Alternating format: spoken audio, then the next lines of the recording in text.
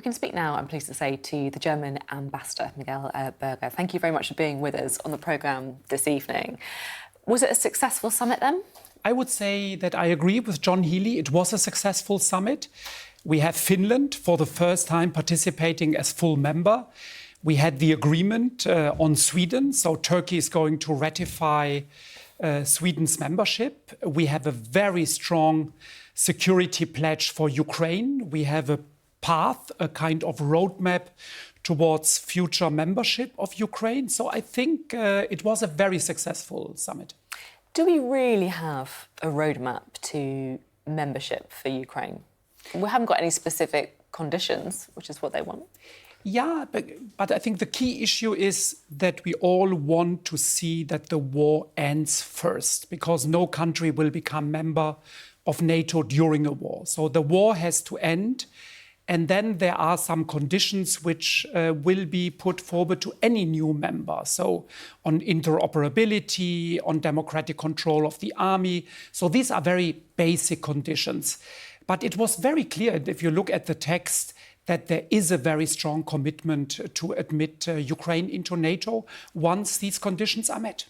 We can obviously understand why Ukraine want to join NATO and also why there is a caution to do it now, because obviously under Article 5, if someone invades a NATO member state, then the others have to come in to defend it.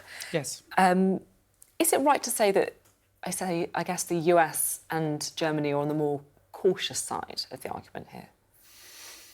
I would not say that this is only Germany and the US. I think there was a wider understanding and nobody had a different view on the question that the war has to end first.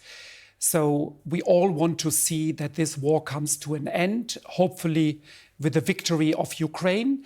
And then I think the basis and the groundwork can be laid for membership. Can't some of the groundwork be laid now?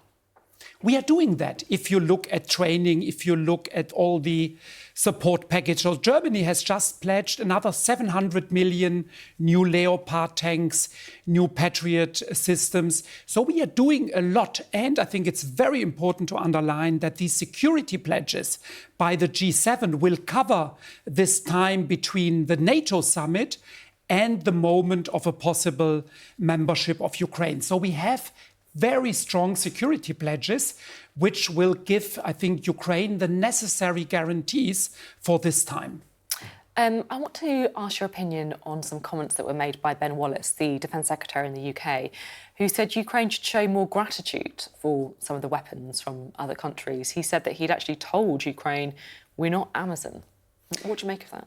Yeah, I think Ukraine has shown gratitude, and we see this every day on the front line, the reactions from Ukrainian soldiers. I think we would not be in the situation we are now without this support from the West. I imagine that what Ben Wallace wanted to say is that we all, and I think it's something UK is facing the same way as Germany, we don't have enough ammunition in our stocks to continue to deliver without new industrial production. And this has been part of the discussions in NATO, and we have now very clear commitments on strengthening industrial production so that we are able to deliver the necessary weapons and ammunition. And I think also that we are... And that's because basically... Yes. Other countries in NATO might be running out, or yes. Our also our stocks are limited. And I think that's what he wanted to say. Our stocks are limited.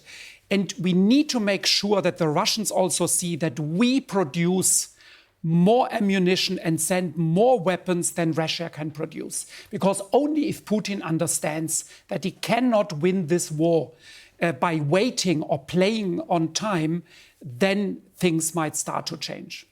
Just finally, talking about other global issues, we're expecting to hear a bit of a strategy on China from Germany in the coming days. Has there been a shift in the German position on China, do you think?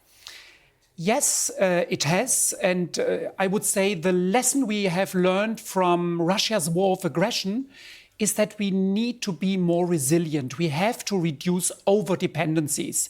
If you look at semiconductors, if you look at rare earths for energy transition, 90% come from China. So we will not be successful if we don't reduce our over-dependency. And regrettably, we have seen a China policy which is becoming more and more assertive, aggressive, and we have to react to that. But let me say this, China strategy will be published, but I'm pretty sure that we are more or less on the same line as the British government on China. Interesting. Really great to talk to you. Always good to have you on the show. Thank you very much.